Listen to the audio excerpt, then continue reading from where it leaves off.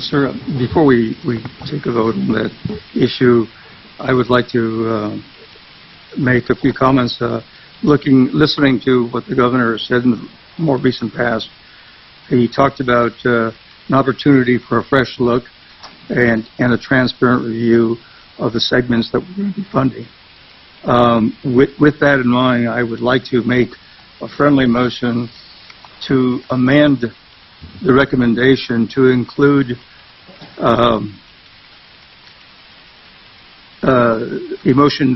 this motion would direct our staff through the early operator to come back to this board at our June meeting, or certainly not later than July,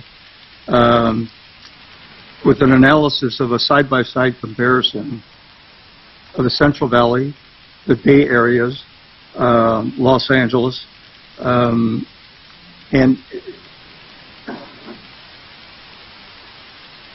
I'm left any area, the LA corridor, Bay Area, Central Valley, side-by-side comparison.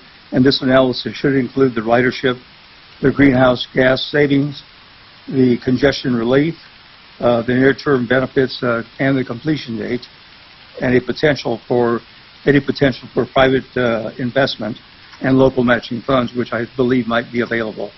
So I would like to include that into that motion and move that we accept that. Can I ask a question about Please. That motion? What's the side-by-side? It would be a side-by-side comparison of each of the elements that we have described, the greenhouse gas savings, whether or not there's a greater need for congestion relief. I think the two bookends produce both the most congested areas in our entire route. And I think that looking at the Los Angeles area corridor and San Francisco presents tremendous opportunity to have some relief. If in fact we're going to look at funding any segment, then we should consider everything, all of the elements that we have described here. It's as I pointed out in jest, I wasn't great in geography, but as I recall, the state of California doesn't end in Bakersfield. It actually extends to San Diego. So we should, in fact, look at those segments that we're talking about that may have some opportunities for this high-speed rail. Mr. Chairman, second that motion. There is a motion and a second. Any comments? Yeah, I wanted to comment a little bit about the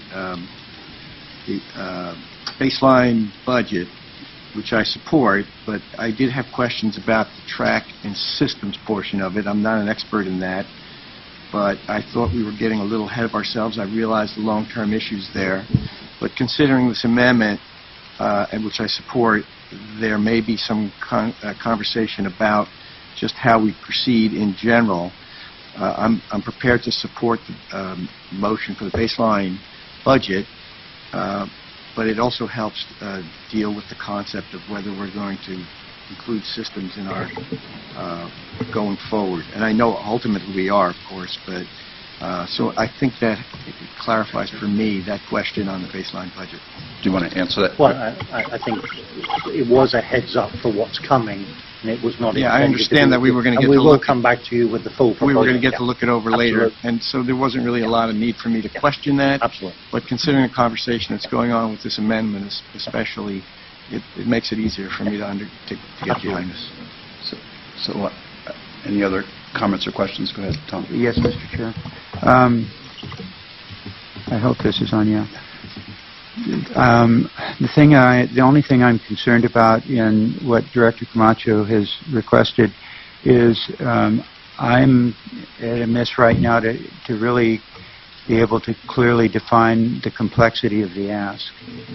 And what I also heard was this is something that the management and staff was asked to come back for in 30 days. Well, so I don't... Not later than July. Okay, even 60 days. But I don't know if there is anybody here at this point on a quick response, Brian, they can give us a sense of what management and staff will be needing to do in order to comply with this. It's pretty broad. I mean, you've expanded, pretty much everywhere that we're reaching, and I'm not suggesting that's not appropriate. I'm suggesting that I don't know how that can be done in a 30 or 60-day period with some level of certainty that I'm sure you're looking for. My initial conversations with staff has been that most of this information is there, Okay. and now it has to be a summary. I don't know where Well, the CEO Brian, okay. he's writing a Okay. question. So can I ask another question in the meantime while we're doing that? Is the budget that we're being asked today is at P70, and you said that that's staff's recommendation, that is the certainty with which at this stage in the project we should be aspiring for. Can you just in English explain that to everyone I and can't do how? I can't do that in English. No, our English. All right. And how that compares to other project certainty at this stage of development. I think it's an important element to understand what risk is. Let me cover the two things there. It is certainly the staff recommendation to manage this program at this stage with this budget with a P70. I do need to say you can have a P70 at any stage of a program. The money difference in the contingency is obviously much higher at the beginning of starting to refurbish your house compared to just putting the front door on. So this is the same with this. All big programs, from my experience around the world, manage at a P70. That's the management level to manage a program.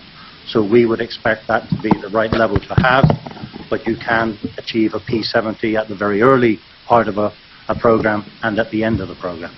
Yes. Okay. That's English. I'll Okay. accept that as an answer. I actually understood that, so we're in good shape. I'm practicing. Thank you. Okay. So I also have just a question to make sure that staff understands the magnitude of the additional motion, if that's specific enough, or... Okay, thank you. Yes, to address, I guess it was Tom's question, what we need to do is we need to work with the early train operator and the board member to specifically pull out exactly what we need to review. So we'll get back to you with that. We will also need to work and do what we can, willing to work with the ETO on what options exist in the other corridors with the revenues that we currently have. And that's a big P of their original study.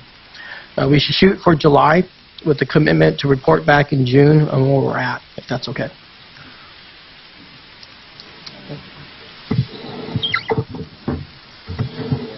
One more question related to that. It's blinking.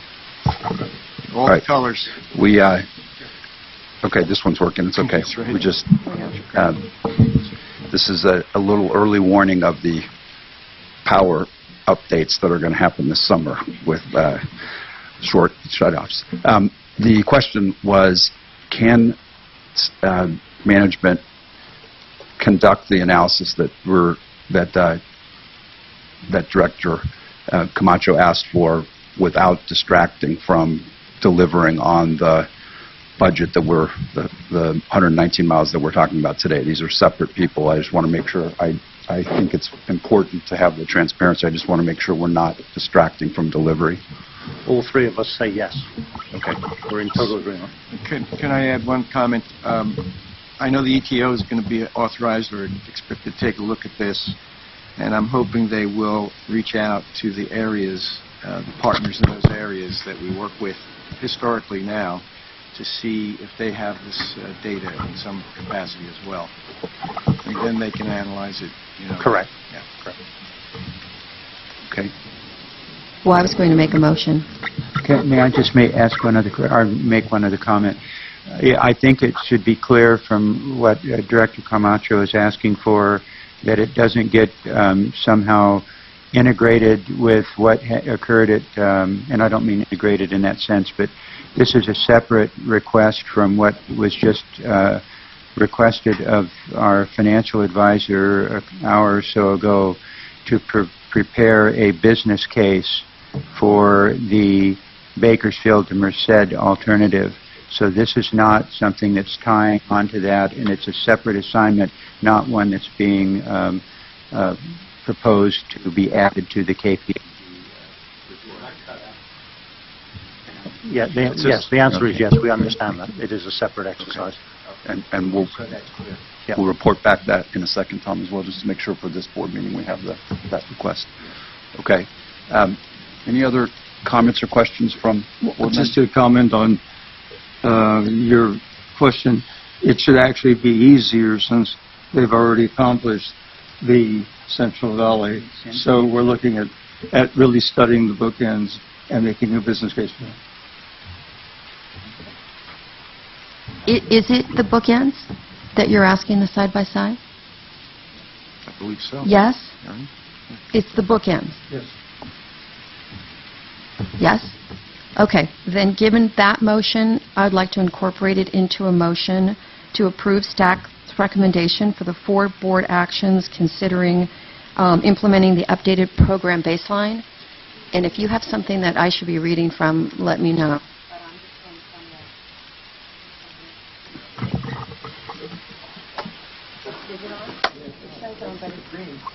You can't, I don't, can you hear me? Okay.